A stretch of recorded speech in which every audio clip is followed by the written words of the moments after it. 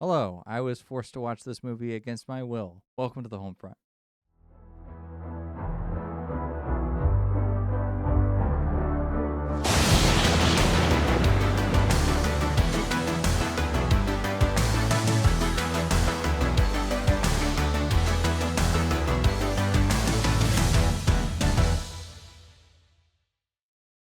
It was actually against my will, but That's what I'm saying. yeah, sure. All right. It's taking my place. Hello, welcome. I am Tyler, your host, and to my right, as always, is Mitch, my overly artistic friend. You're going to have to delve deep into those artistic vaults in order to figure out how to explain this movie. You can do it. So we watched a movie just now. As you can tell by the hopelessness and despair on our faces, what did we watch? We watched EMILIA PEREZ. EMILIA Perez. So over this month, we're going through a lot of the Oscar nominees. And EMILIA PEREZ is up for 13 awards. Holy So something like that can't be ignored. You have to watch it. And we're don't sorry have we to. did. Okay, so there's a couple of criteria for this. I'll lay it out a little bit, even though I know we've done a couple of these videos already. Okay. So the Oscars provide an interesting discussion, which we tend to have. Actually, we're gonna go through a little bit of that later. But when you're objectifying a subjective medium, and in this case is movies, it provides some interesting avenues and different. What's the word I'm looking for? Basically, you get an anomaly every once in a while, and this year certainly has a couple anomalies. And it's always going to include things with which we disagree, other people disagree. It's going to have films in there that don't fit your criteria, right? And that's always going to be the case because art is subjective, and you're trying to objectify it. It's going to have these disagreements. However, there are some years that have films, very few, but some years that have films that everyone agrees is a bad pick.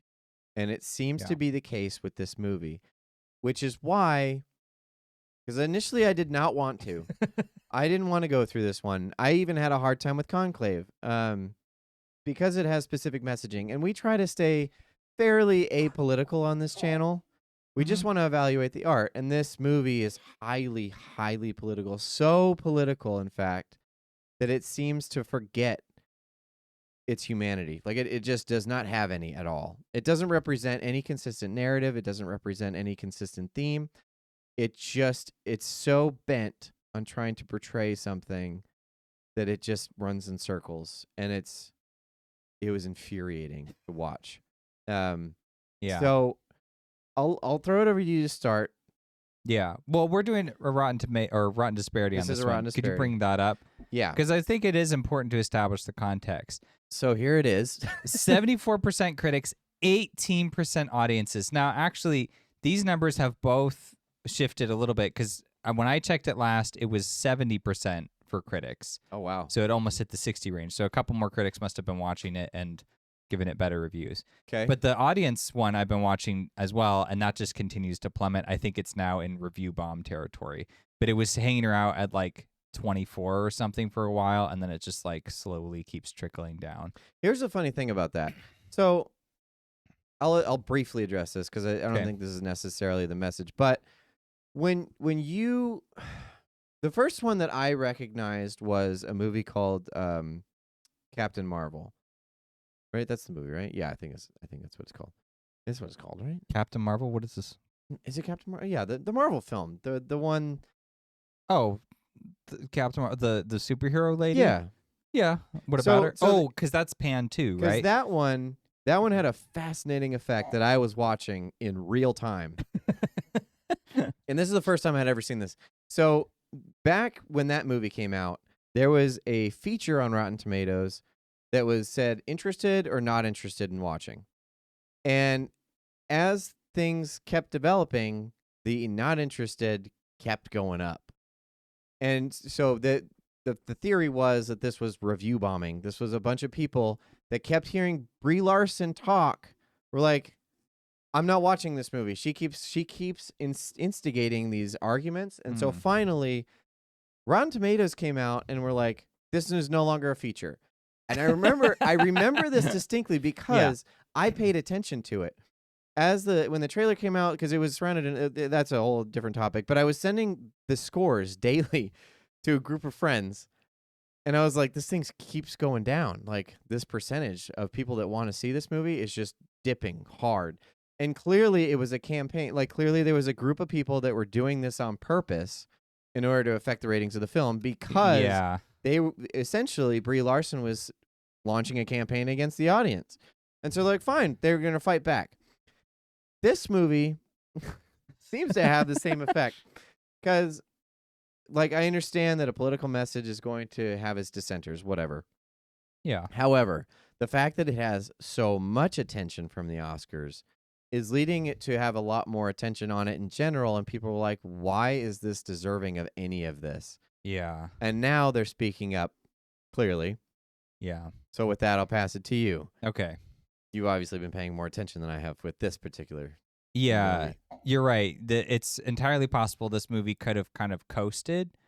And I think that would have actually been better for it. Yeah. I think less attention would have actually been much better for this movie. I think I would be. I mean, I don't agree with a single nomination it's gotten just because I think the movie's so bad.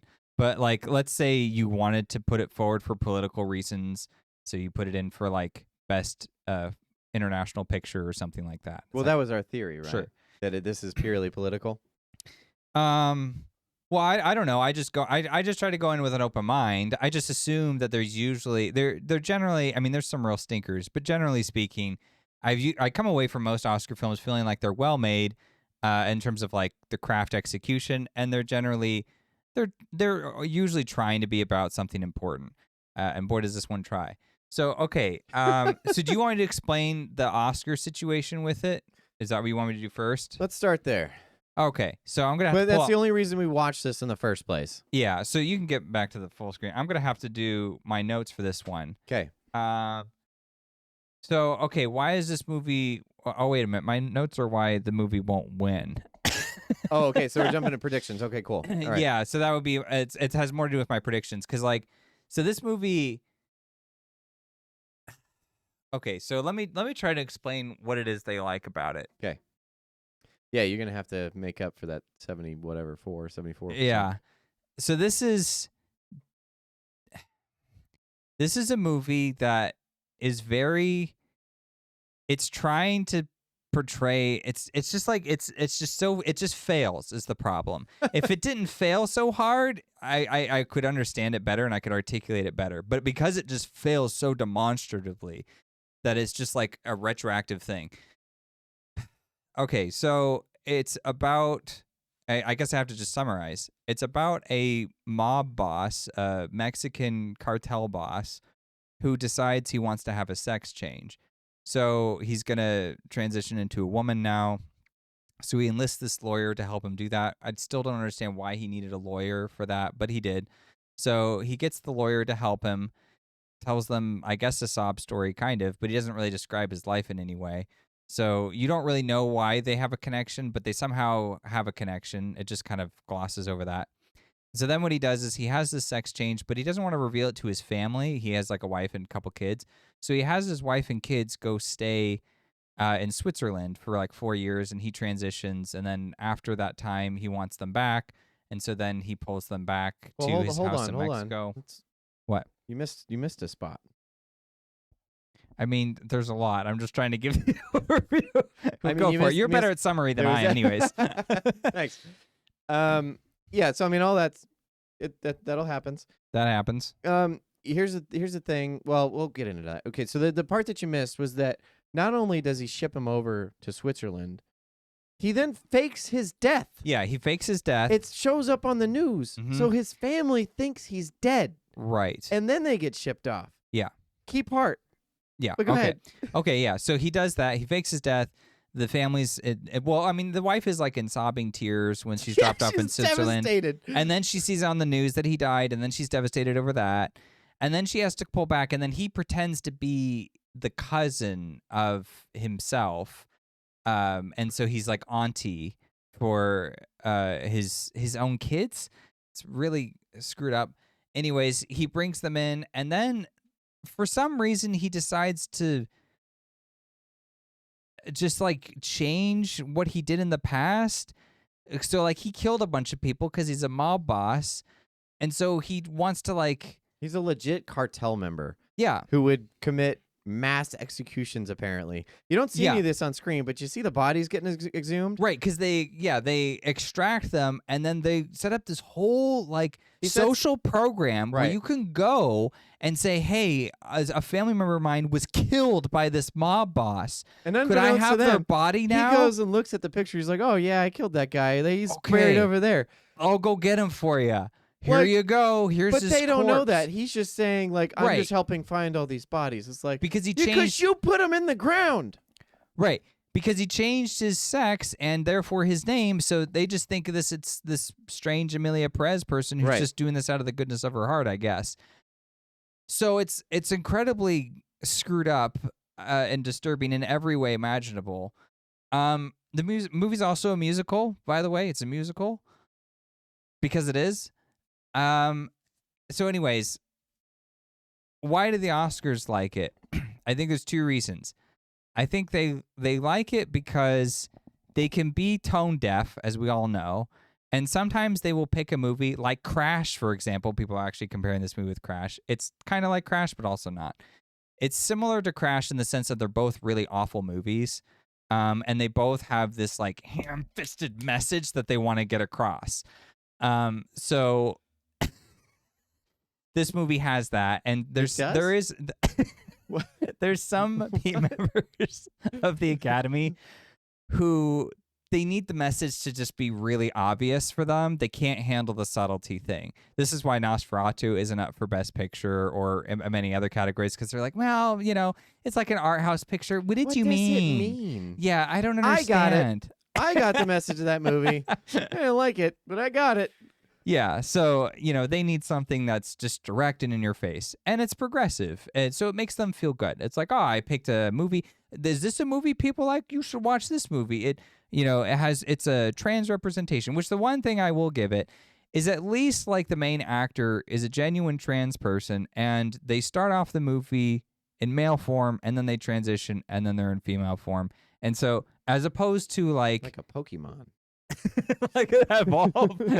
But at least they didn't do the thing where they typically do. So like in terms of like trans representation, which it's like I don't care one way or the other, to be honest. Yeah, you're an actor, you're playing a character, so it makes no difference to me. You gotta actually chop it off. Commit. We'll put it back later. But like at least in this case, like because the character transitions throughout the course of the movie, them kind of walking through some of those steps was like, okay, I'll give them that. In terms of like just representation, it's like, all right, there's a little bit of something there. Sure. But the representation beyond that is just horrific, like actually horrific, because you associated them with a mob boss. So they're like a terrible person. They're an awful human being. Like they kill, like there's literally a woman who goes around and she has like a flyer for her missing son who was like a college student. And she's like in half tears describing like who he was and how much she misses him. And this is what spurs the mob boss character to do something about it. It's like, but you're the one who put him in the ground.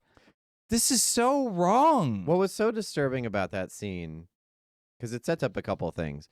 Not only is this person already manipulating his family to an extent that I can't even fathom. Like... It was horrifying because he fakes his death, transitions, then it's okay. So they don't clarify this, but like basically goes to the lawyer and is like, "Hey, remember that family that I sent over to Switzerland? That's my family, my kids and my wife. Yeah, bring them back. They're gonna live with me here now. Yeah, with this new me or whatever. But I'm gonna continue to lie to them. But they're not gonna know it's me. I'm gonna say I'm auntie or whatever."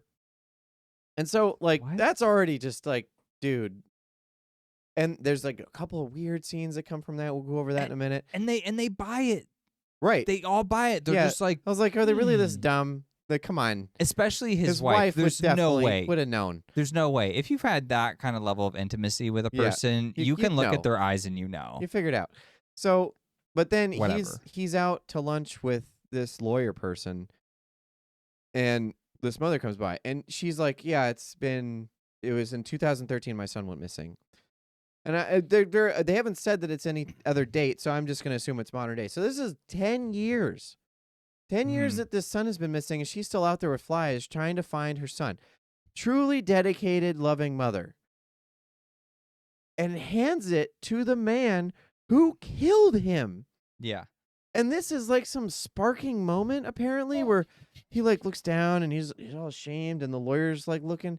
And she's like, "Did you have something to do with this?" He's like, "I'm going to start a foundation where we bring people back to their parents and their families." It's like, the people you killed?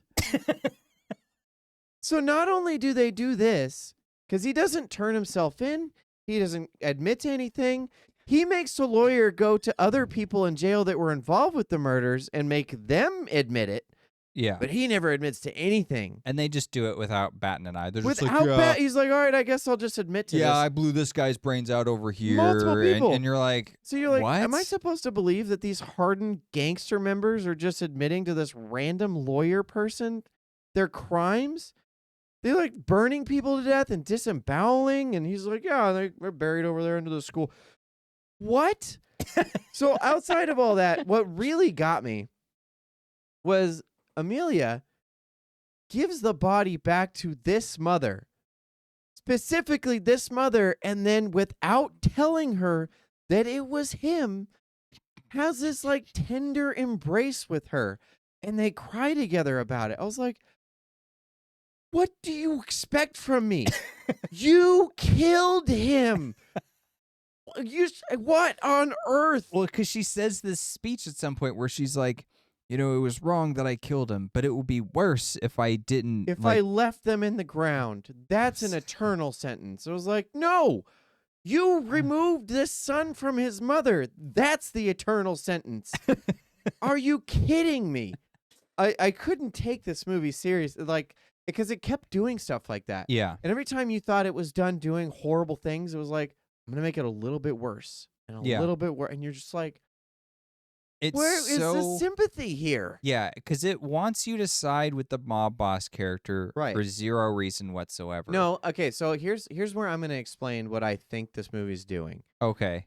What I think this person, this director, writer... I still haven't actually fully explained I'm the sorry. critic, but I'm glad to be free of it, is what I was going to say. Okay.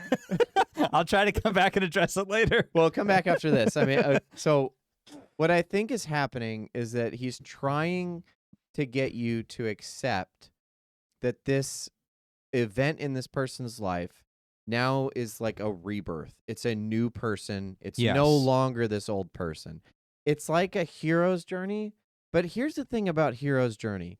When the moment of baptism happens within a hero's journey, right? Mhm. Luke going under the water, when you're in descent and she descends into the blood. Yeah. They're not relieved of everything of the past life. This is a moment of growth. This is the moment where everything in the past transcends into a new person. I mean, someone reformed. If reformed is a better word.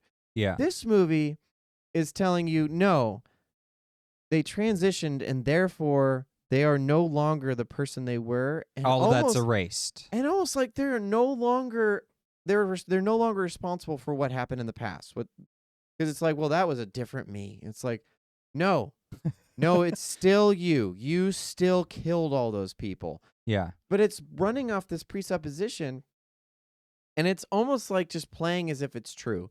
There's no question that this movie presents of like the moral qualms or like regret. Like Emilia says, I regret this. It's like, no, you don't. You would have gone up and confessed and said sorry to that mother that you killed her son. Instead, you're just like, well, I gave her body back. So, I mean, what else do you want from me? Yeah. Maybe some retribution, maybe some jail time. I don't know. But like, there's no justice in this. There's no justice. And you're just supposed to accept that.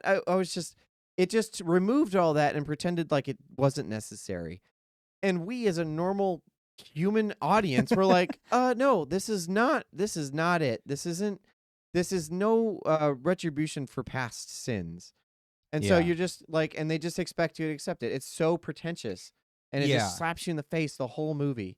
Yeah, critics and the Oscars, because it's not just the Oscars. Like it won the Golden Globe for best musical film, and a whole bunch of other stuff. So it's doing very well critically. And what critics I think are they're kind of like they're looking at it more as, oh, here's like the next project by this like.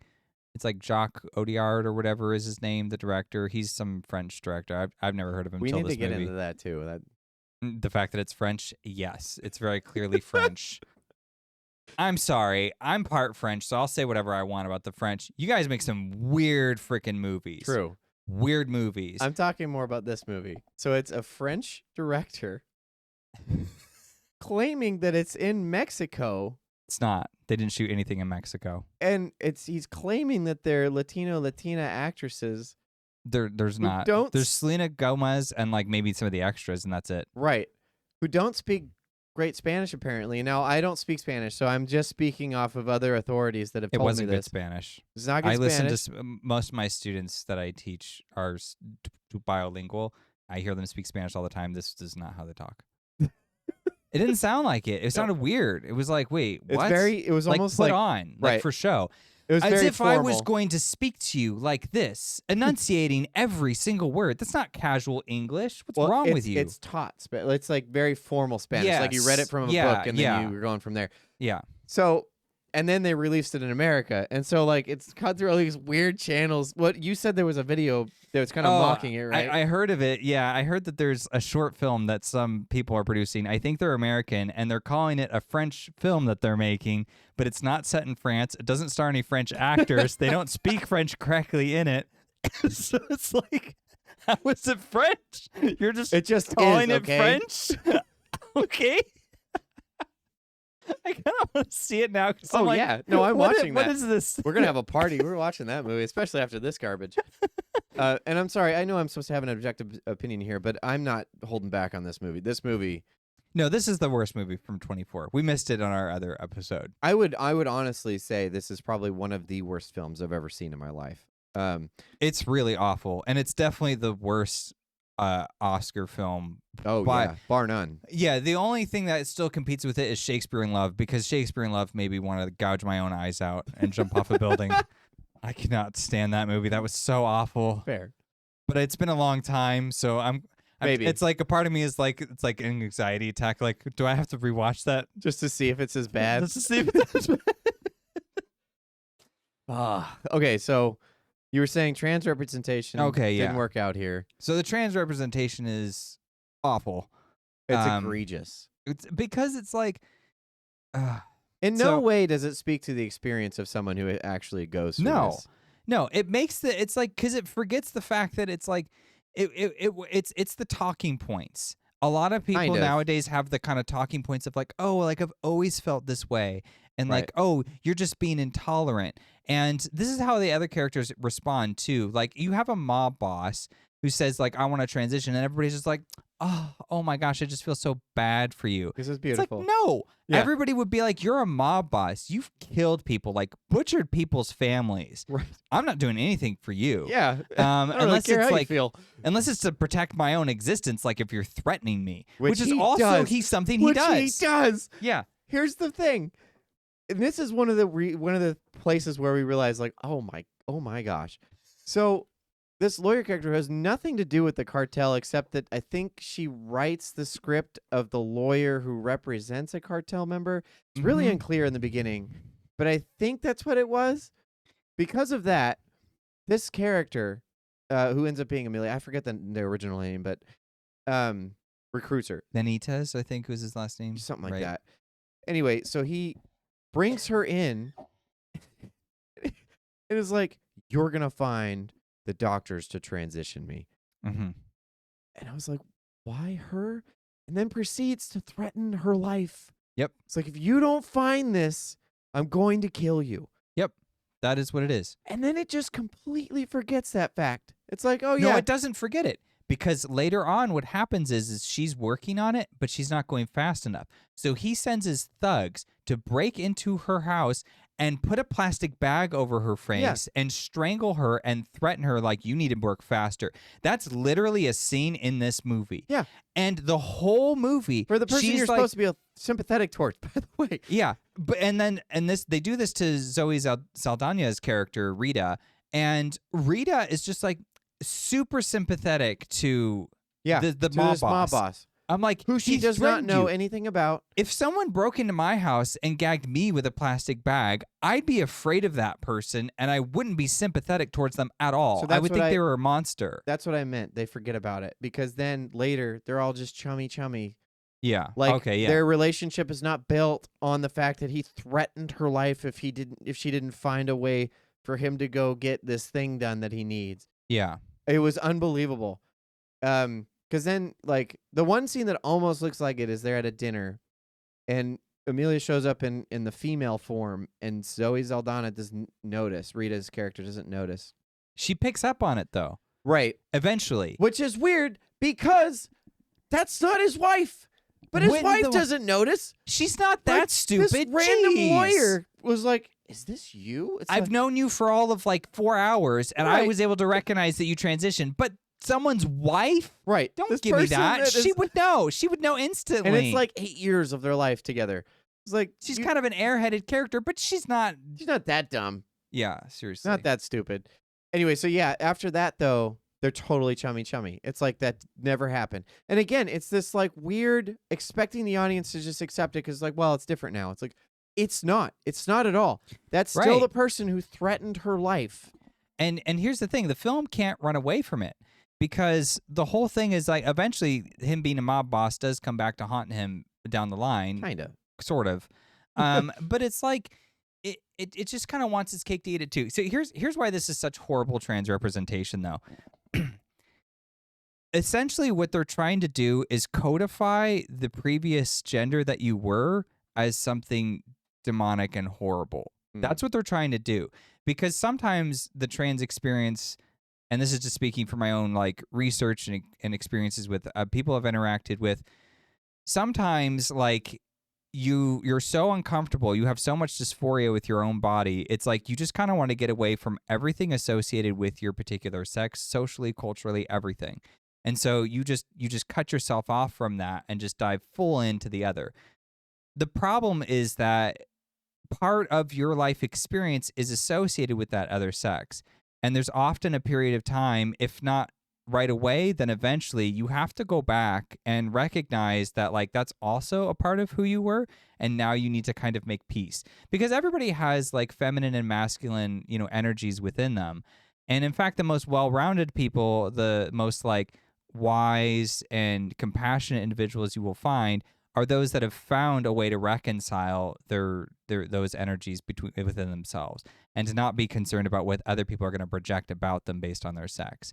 And so it's more complicated and more challenging for trans people, but it's just so infuriating with this movie because it's not just like doing a sloppy representation. It's like genuinely trying to give in to that narrative of like, oh, like a part of you is like horrible and terrible, but you'll be like a different person. And it's like without recognizing that like you can't reduce a person, trans or otherwise, to just like good or bad. It doesn't work that way. Or a gender. I mean, or a gender. Essentially, that's what this is saying as well. It's like, yeah, they old me that male portion, the male mob boss was a bad man, but the female philanthropist is a good person. Right. And it's like, that's ridiculous. Like, you could have been a good person beforehand. Screw you reality. already had good traits beforehand, and the film shows us that you had those. Right. You just weren't giving them the acknowledgement that they deserved. And you didn't need to change your sex to do that. That was a soul problem, not a sex problem. That's fair. And I think the interesting thing is that the good portions that they show of the original is the bad portions when he turns into a female. Here's what I mean. When he's the mob boss male, great with kids, loves his children. Mm-hmm. But when he transitions into the female, abandons them, pretends like he's dead, brings them back as not their father, as their aunt, and then threatens his previous wife because she wants to take the kids away when she doesn't know that that's her husband. I was like, who is this horrible, horrible person? Right. Because there's a scene in there as well I guess I'll get into it now. The other Yeah. scene that was just so disgusting. Like I said, I'm not holding back on this movie, so Don't. apologize for. It doesn't deserve anything. It's horrible. It's awful. It's There's an awful movie. nothing redeeming about this movie. And I know I tend to come off And- really passionate and like overly ridiculous with some of this stuff, but man, that scene sickened me. Well, let me add something just to kind of add a little juice on the sauce before you get in there. Everyone hates this movie, apart from critics. Everyone, and it's specifically getting a lot of hate. It's almost like a battle of wills at this point. It's like, oh, if they're gonna say it's good, then F this movie, and then they're like, well, if they're saying F this movie, F you guys. This movie's great, and just kind of like pulls it. It's like. Yeah, it's very divisive. I'll acknowledge that this is a bad movie. Right. It's a bad movie. But I did some research before we started recording, and I was, listening to a whole bunch of people from the trans community and the Mexican community, and universally they hate it. Liberals hate it. Liberals are in agreement with conservatives. Never before have I seen liberals and conservatives in such unanimous agreement, and they're literally commenting online saying, like, I can't believe I'm going to say this, but I'm actually in agreement with people I vehemently despise and disagree with on every level politically, but this is a bad movie. It's like, that is the level of hatred this film is getting. So yes, proceed. I'm not going to defend it. Right. Why would I? It's horrible. And to give you like a bit of insight, and I try, like I said, I try to remain as apolitical as possible. I like to evaluate art objectively, and I'll watch anything. Like, I will see what message you have in the film and see if you portray it well, whether I agree with it or not. And you have the same trait, obviously. And for us personally, I don't know if you want to get into yours, but like, I tend to lean a lot more traditionally conservative. I'm happy to admit that, and like, I know that you have some disagreements with some of that stuff. Yeah, like, I definitely am a little more left-leaning, but I think that's where we find the balance between us.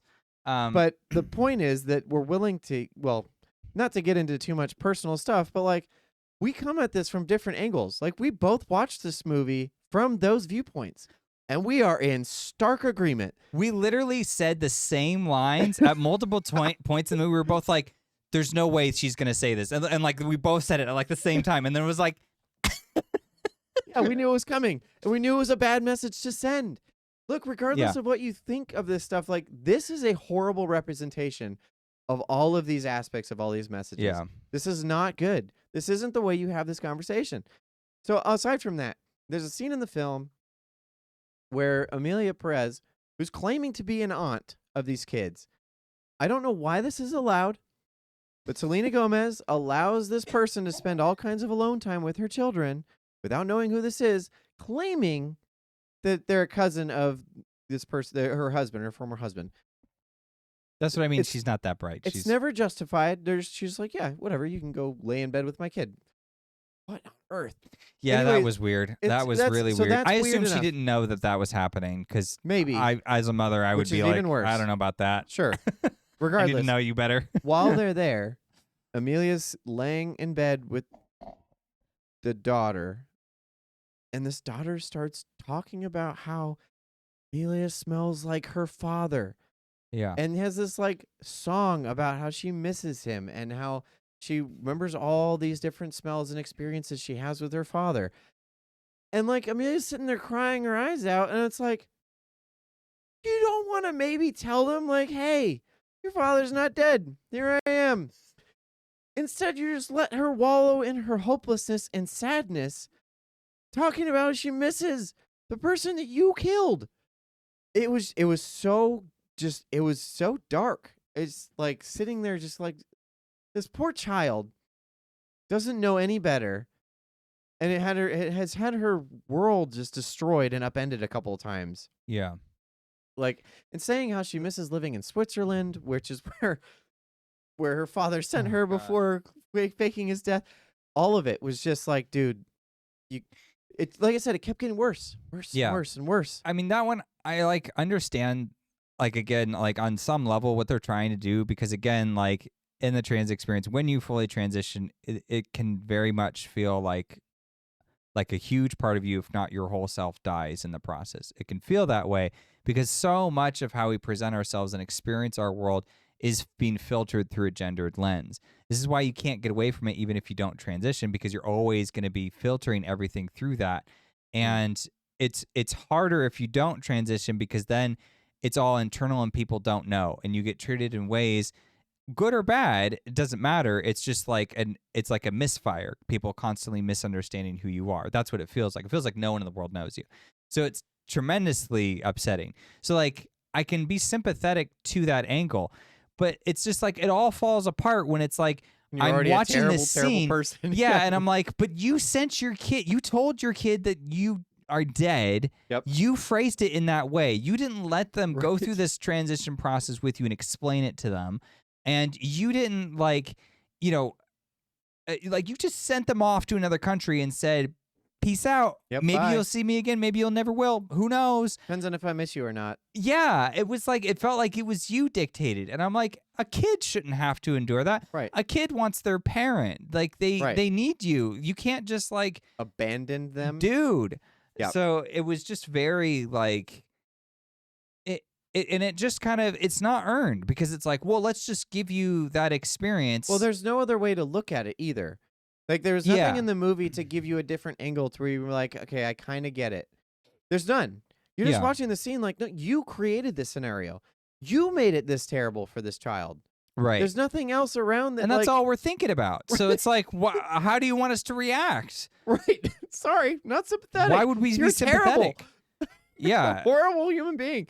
Yeah. So I don't know. Some people do feel like any representation is good representation, and it just like is bad till it gets better. Not so. But I actually disagree with that position. Yeah, I not think so. good representation, not bad representation. Now, I will say I'm fine with like I'm fine with any premise, right? Pretty much. So if it's like a mob boss trans person, it's like, all right, fine, whatever, I guess so. It sounds like a weird idea. How are you going to make that work? And clearly they failed horribly. But like, I'm not against the principle of the thing. Sure. But it's like what I'm taking issue with is like the fact that you set it up and it was like, this is a terrible person. And then they transition, and then you want us to pretend like they don't have any responsibilities for their past. And then you have all the characters act as if like, yeah, why would they have any responsibilities of the past? And I'm like, but they do. They Right. killed like hundreds of people. It's horrible Yeah. what they have done. They had mass graves. They unearthed Mass like 3 of graves. them. They literally depict mass graves, and there's this sequence. All right, we're gonna have to talk about this now. I almost don't even want to discuss it because it's so disgusting. It's just awful. But they have this sequence where they're like unearthing all these dead bodies, and then there's this song that's played, and it's not with any of the main cast. It's just like a bunch of Mexican families, Oh, yeah. like grieving. I can't even discuss it. It's so awful. It was just so horrible. I was all like, these people are like, I just want to put a name and a face and kind of put them to rest. I want to be able to tell my children that they're actually dead, blah, blah, blah, blah, blah. And it's like trying to paint Emilia in this sympathetic light because, oh, look at her. She's like, she's bringing peace to all these families. yeah, she's It's bringing like, closure to no, these families. She killed them. All of them. Like, they need justice, not this. Right. This is awful. Like, unearth them and then turn yourself in. Go to jail. Go to the darkest, dankest cell ever, you horrible human being. If there was a courtroom scene in which Emilia Perez, the character, was on trial for the crimes that they had done as a mob boss, it would have been ruthless from the public. Oh, yeah. It would have been full of a bunch of people who were just like, you should burn in hell for the things that you have done. That would have been the actual emotional response, which is why I think a big reason why the Mexican community hates it, rightfully so, because the cartels Right. are such a horrible part And there's of the stuff that actually happens, and they're like trying Right. to humanize these horrible, evil actions by like painting this person in this light. It's like this is not the way to do this, you guys. It would have been better yeah. had once they transitioned and they're kind of like wrestling with their past, they went into the courtroom and confessed all that stuff. We're like, there's nothing I can do to make it right, but I will give you your bodies back. Like at least Yeah, forgive me kind of a thing. Like actually Sure. showing humility and understanding that yeah. I have caused all this. Rather, they just take away the responsibility and they're like, it's better now because at least she gave their bodies back. It's like, no, it's not. It's like nothing will ever undo the damage of someone losing Right. a child or like a brother or a sister or like a close family member or a wife. Like, how? And the fact that the movie just has the gall to think that it's enough and wants you to go along with it. Why would I go along with that? That's insane. Yep. Sorry. Don't have that in me. I'm Ugh. not that horrible. Yeah. So it was just like so. It was kind of insulting It to was. think that I'm supposed to be sympathetic with this, as if I'm missing something. No, it made me mad. The film like literally infuriates me. extremely I'm like, offensive. this is one of the most offensive movies I've ever seen in my life. I'm like, you clearly don't understand anything about any of these people Humanity, groups. really. You don't know anything about cartel bosses. You don't know anything about trans people. And you don't know anything about Mexicans. You don't know anything. And you know what? He's admitted that, the director. He's even quoted saying like, "Oh yeah, I didn't really do a whole lot of research for this." We noticed. Clearly noticed. you didn't. Maybe you should have. Sure. Like, it's clearly a topical issue right now, and it's hard for people to like understand the nuances of it. You are on a platform on the world stage, especially if you get nominated for an Oscar, especially if you get nominated for 13 of them. So you better Which, to have be gone fair, and done your research. He didn't know he was going to get nominated, but either You should way, assume that you could be, is Sure. what I'm saying. That's fair. You have a responsibility, I think, as an artist. If you're going to talk about something, actually know what you're talking about. Yeah, and this- it's like, it's just being filtered through his lens of total limitation of understanding this stuff. I could have done a better job. I think most people could. I think You could have done a better job. my 7-year-old niece probably could have done a better job. My nephew could have done a better job. Yeah, this should have been Tone Deaf the movie. Like that's. I'm gonna totally show that I misunderstand every group ever. Freaking French, man. I don't know if that's the problem or if it's just this guy, this idiot that made the movie. Whatever. Well, I bring that honestly- up. We'll have to have a discussion about French Sure. movies just because Fair. they have a very interesting repertoire of films. I'll put Well, it that I way. also But go want to ahead. hold some of these people involved in the movie kind of responsible. Like, Yeah. you guys all should have read the script and be like, no way am I being a part of this. This is bad. I'm out. Yeah. And I know that's less their responsibility, but like, you should not have been a part of this movie. It's reprehensible. Yeah, I mean, unless like you just unless you're really trusting that things are going to come out in the Right. end. So you must have a lot of faith in your director. Oh my gosh. Shouldn't. Um. So I want to get into Okay. to kind of cool this down a little bit. Yeah. It sounds a little bit self-serving, so I'm gonna try and like. There's a scene in there where it made me think of wanting to do another segment, and it says Tyler predicts. Okay. I know it sounds pretentious, but there's a scene in there where there's this character that shows up, and initially it seems like it's going in a certain direction. So there's this woman, she puts this knife in her purse, and you're like, okay, so she must have found out who Emilia is. Yeah. So it's gonna go up and Makes kill, sense. right? Goes up to the office, comes in, and she's like, she hands this paper over to Emilia, and it's like, this is my husband. You know who this is? Emilia looks at it and like, oh, he's dead. Yeah, she says it just like that. Right. There's no sympathy at all. Yeah. She's like Dead. on her computer. He's dead. Yep. That's it. This person stands up and goes to the window, and at that moment I was like, you are kidding me. So initially I predicted that this person found out who Emilia was and was going to try and kill her.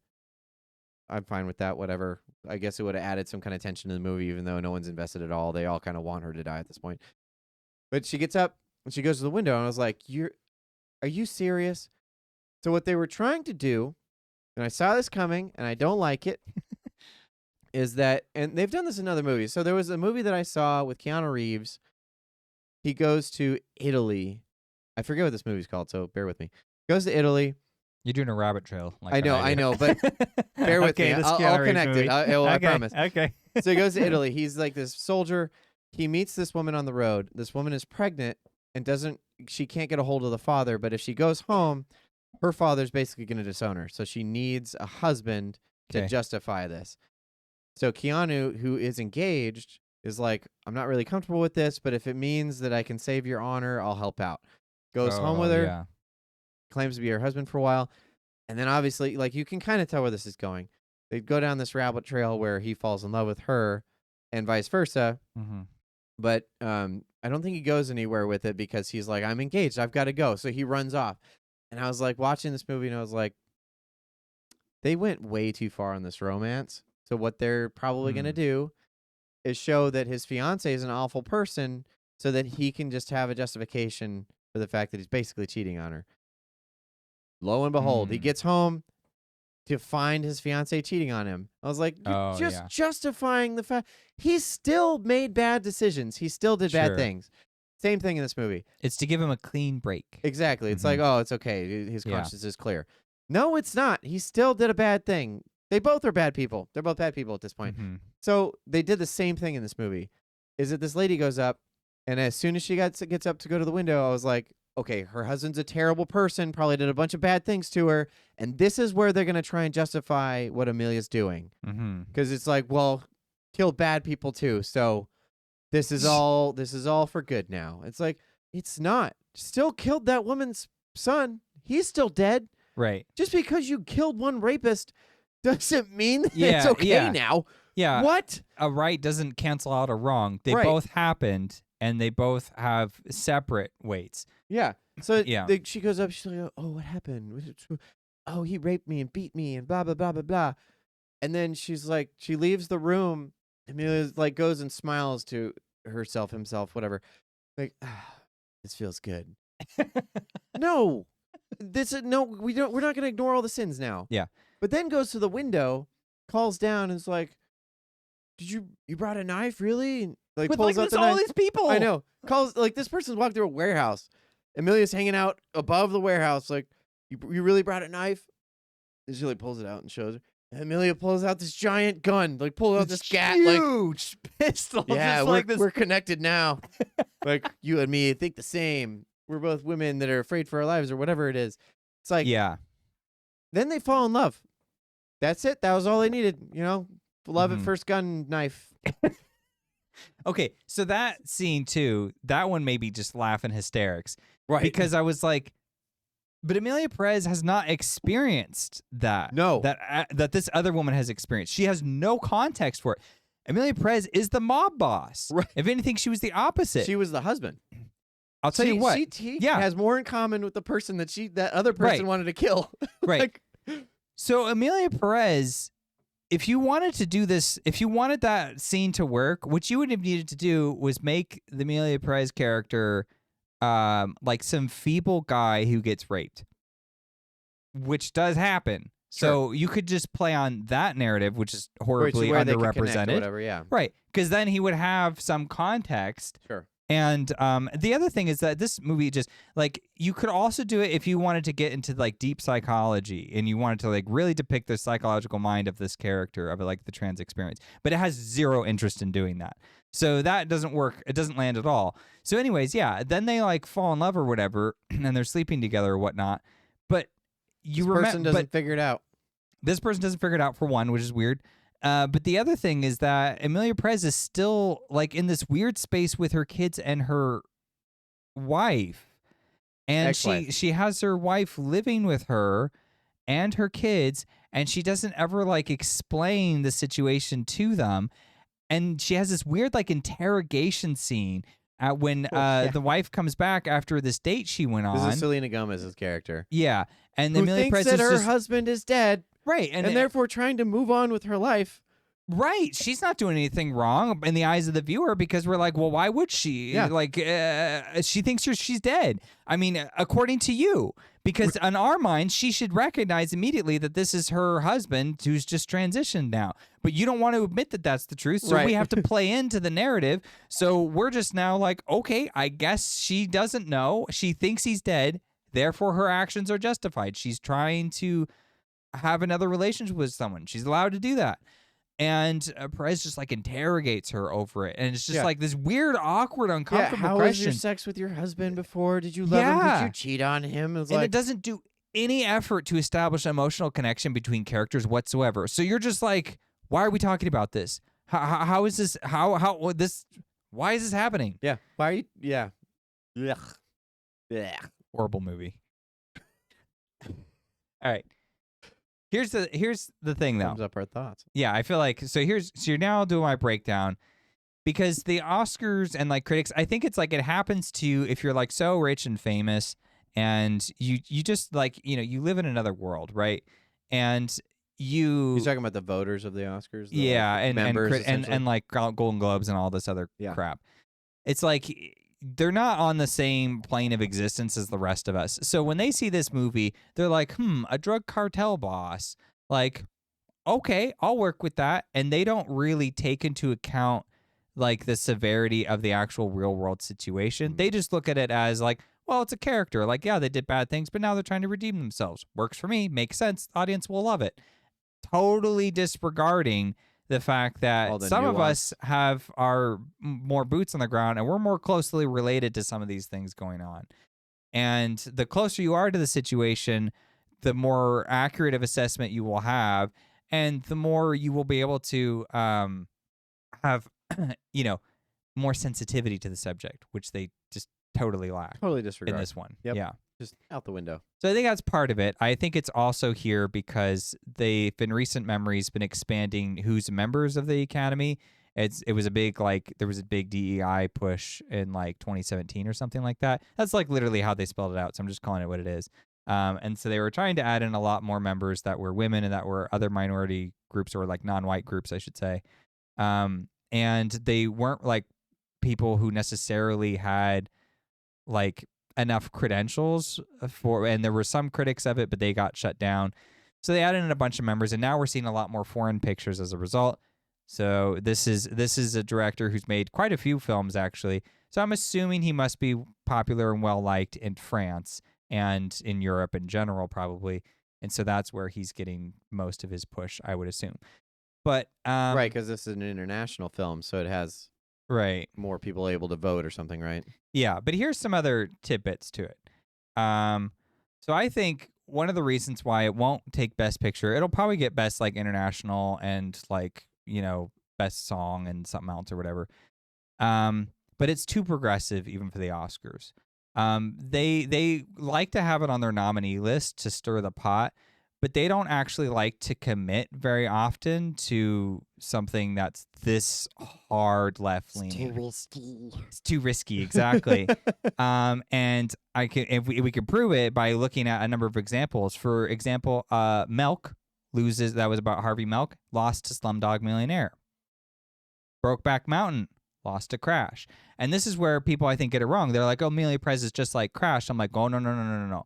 Emilia Perez is just like Crash in that they're both bad movies, but Emilia Perez is a much more far like liberal or idea than Crash was. Crash was a much more safe choice of just like race relations, and it didn't even handle it very well. Well, and Emilia Perez is so progressive that it becomes regressive. Exactly. It's yeah, the exactly. Wrong direction. Yeah, so Emilia Perez isn't even like Brokeback Mountain in this scenario either, Sure. because it's not nearly as well made as Brokeback Mountain. Brokeback Mountain's actually about like common humanity if you really want to get into it, and it's also like a good and accurate depiction of like a pocket and space of people group in a point in time. And Emilia Perez totally fails on all of those levels. So I think it's too progressive for them, and I think they will go with a safer choice. The second reason is that the movie is despised, and I think they're going to want to avoid bad press. I don't think they want this much heat.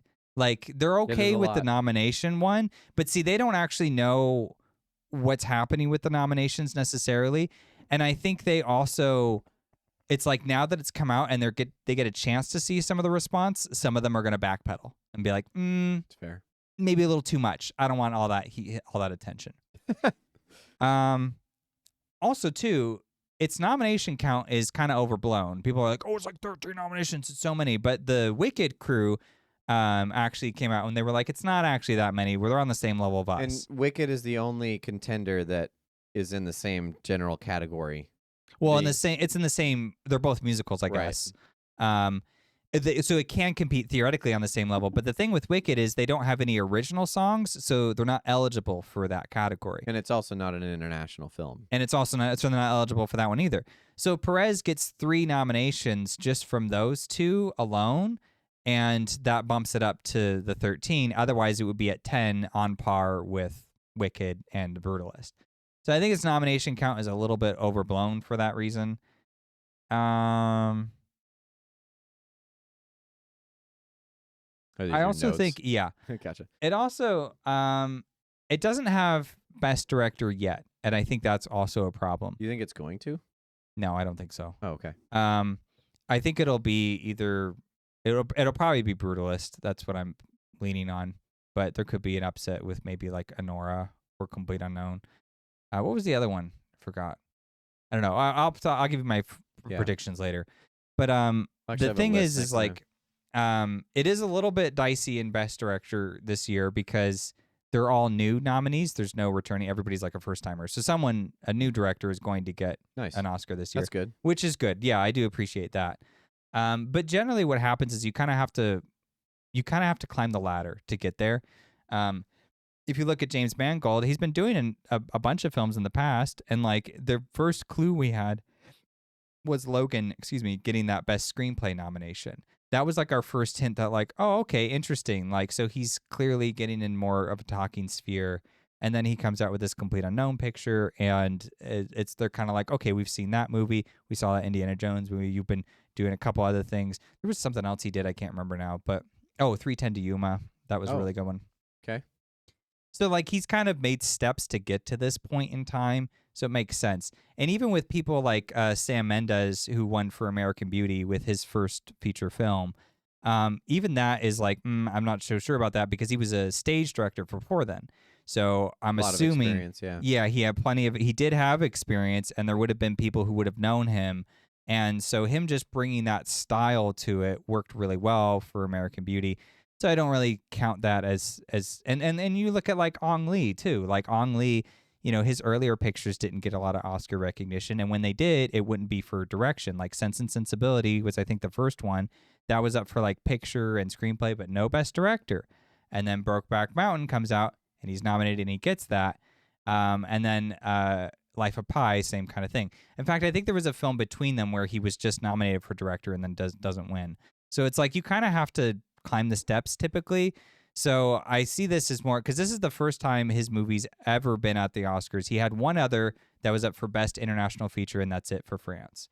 So I don't feel like he has quite enough repertoire among like the Oscar base. You see where I'm going with that? Sure. Judging by a potential cultural shift as well, I wonder if this is going to tank him from being able to make it again.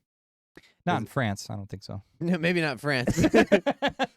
But I mean, over here, I think, if you extend too far, sometimes, you'll fall off the branch. Like, and it seems, in my opinion, seems like this is reaching way too far.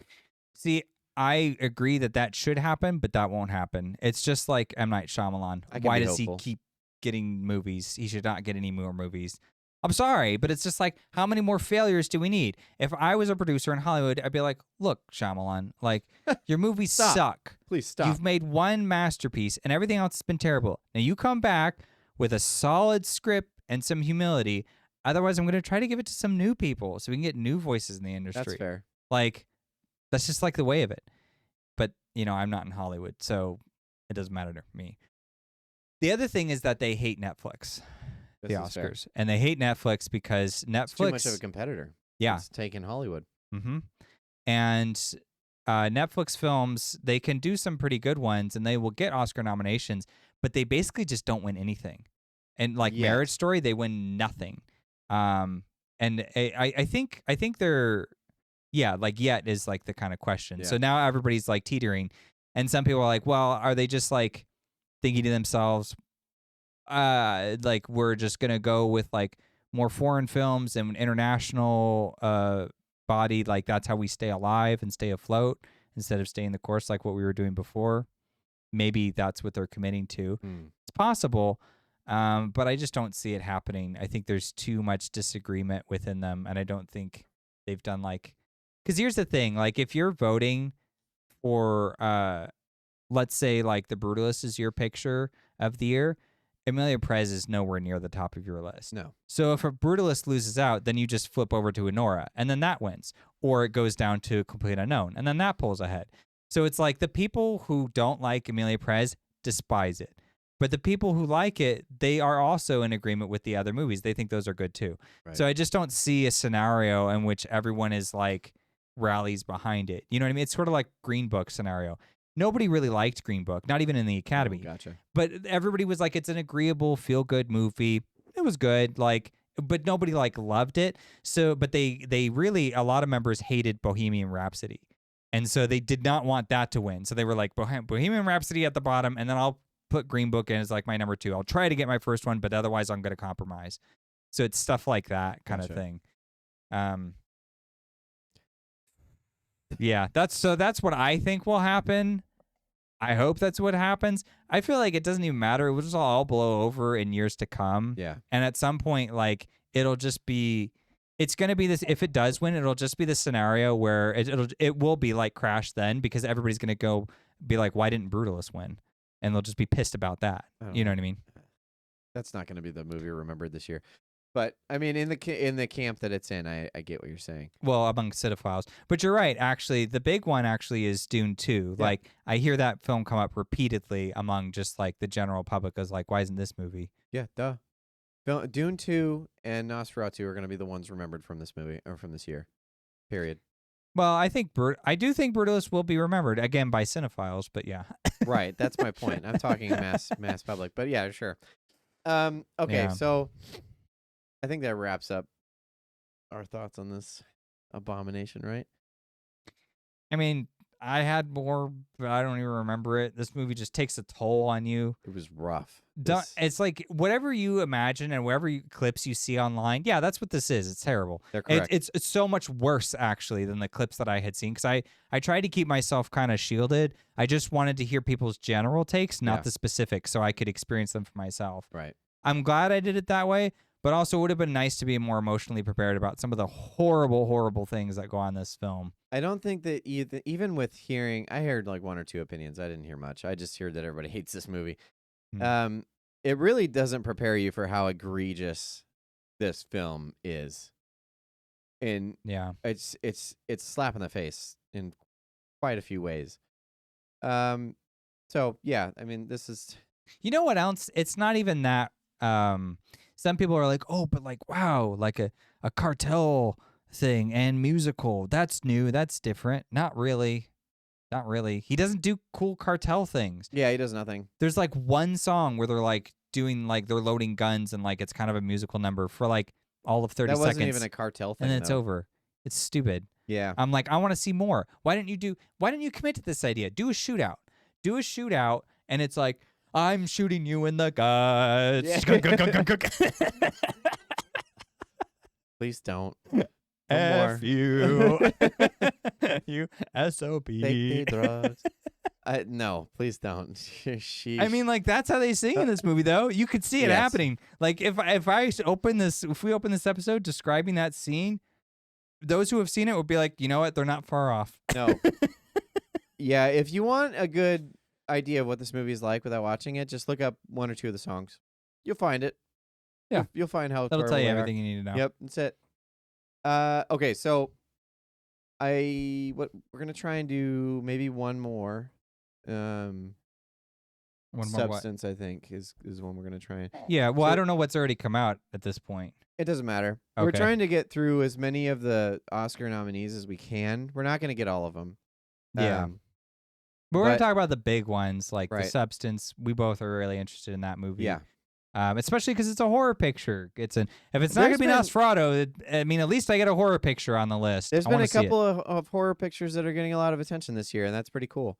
Yeah. Mostly because it shows that the horror film crews are they're trying. Actually, we get 2 horrors because Emilia Perez. Yep. It's a horror. It is. I was horrified. So, my point with all this though is that I'm going to try and do this more often because we're actually trying to set up an actual schedule, be a little bit more structured with all this. So that during the month of February, we're going to be releasing more Oscar nomination type films, and at the end of it, before the Oscars, we want to release some of our predictions, what we think is gonna happen, And what should have been there. what we think should have been there, what we think should win, etc. So stay tuned for that. That'll be the Saturday before Oscar Sunday, which is the 2nd, right? March 2nd is Oscar Sunday. Yeah. So March 1st, we'll release our predictions video. Mm-hmm. And this will be in February. I know YouTube time. Yeah. I'll probably release this one semi-early, but, like I said, we're working on the schedule now. I will say this one last thing about this movie is that if the Oscars wanted to pick a movie to just be like, F you, Donald Trump, because it really feels like that was the intention behind this movie. And or it's not even existence in the Oscars, at least. and if you look at the whole ballot, there's a number of choices that are like Right. curious. So yeah, they're kind of wearing their intentions on their sleeve with this one. If that's what they wanted, they should have gone with Dune 2 and just given it everything. And that's because Dune 2 is about the dangers of giving power to a force or a person who's not going to use that power effectively. So regardless of how you feel about Trump or American politics, if you wanted a movie that was a cautionary tale about people getting power over others, Dune 2 was it. And you blew it. And going into this movie is just adding to that divisive nature. Yeah. It's just kind of like digging the hole Dune deeper. 2 is actually thoughtful, and it's presenting its messaging in a subtle way, but also with an entertaining. It's an entertaining movie. Well, it does what science fiction does best. It's a cautionary tale. Right. It's good commentary, but also good content. Right. So, yeah, but they're not that thoughtful. Come on. I think some of them are, which is why it's there in the first place. But it's like the question now is there enough to like at least circumvent away from this Emilia Perez crap? Yeah, which really sucks because, I mean, despite who is in power or, what ideology is being thrown around, this just seems like thoughtless completely. Regardless, I mean, whatever political side you land on, this movie should not appeal to you at all. Or just sloppy, like the lack of research. Yep. It was just. I don't even think it will age well. I really don't. No, I think everyone's it's just gonna too forget offensive. about it next year. Yeah, I think it's just way too offensive. I think it's gonna go down as like one of the worst. If Oscar, it's already like one of the worst Oscar nominated films. Now we're just like in pins and needles if it'll be one of the worst Best Picture winners ever. It's got some stiff competition though. Shakespeare in Love, Crash. Yeah, no. This is the worst. I haven't even seen those, and this is the worst. All right. Well, I think that concludes our night of torment. I'm done. Thank you for joining. Have a good night.